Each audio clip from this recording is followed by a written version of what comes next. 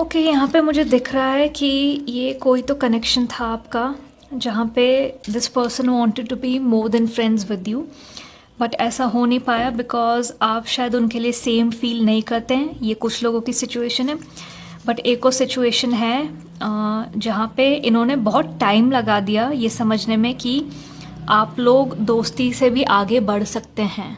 और it was too late for them to realise this. तब तक आपने किसी और को इंटरेस्ट दिखा दिया, आपने किसी और को शायद डेट करना भी शुरू कर दिया, और जब उनको दिखा कि अब ये मेरे हाथ से दोस्ती भी निकल गई है, और जब उन्होंने देखा कि आपका रोमांटिक कनेक्शन किसी और के साथ शुरू हो रहा है,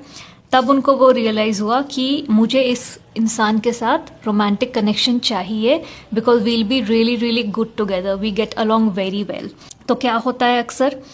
हमको समझ नहीं आता, कई बार बहुत कनेक्शंस बहुत कंफ्यूजिंग चीज़ होती है। कई बार हमको लगता है ये हमको चाहिए, पर कई बार हमको नहीं समझ आता जब तक हम इंसान को किसी और के साथ नहीं देखते कि हमको इनका साथ चाहिए। तो अब इनको ये हिट कर रहा है, पर आई थिंक अब आप किसी और के साथ हैं, आपने किसी और को अपना कमिटमेंट दे दिया है, या आप getting to know each other की स्टेज में किसी के साथ, और वो इनसे देखा नहीं जा रहा है। आई थिंक आप लोग बहुत क्लोज थे एज फ्रेंड्स, एंड वो क्लोजनेस, वो कम्फर्ट ही आपके लिए बहुत पहले रोमांटिक फीलिंग्स में बदल चुका था। बट आपने कभी इनको डायरेक्टली नहीं बोला आई थिंक, बट इनको गट फीलिंग आ रही थी कि आप, क्योंकि आप जिस तरह से इनको देखते थे या इनके साथ हंसी मजाक करते थे, इनको थोड़ा थोड़ा समझ आता था कि आप इनको रोमांटिकली लाइक करते हैं। पर इन्होंने कभी वो एक्नॉलेज नहीं किया, इन्होंने वो बस अपने दिमाग में पीछे बंद करके लॉक करके छोड़ दिया, और अब वो ताला खुल गया है क्योंकि अब वो देख रहे हैं कि आपको रियलाइज़ हो गया कि ये कुछ करने नहीं वाले,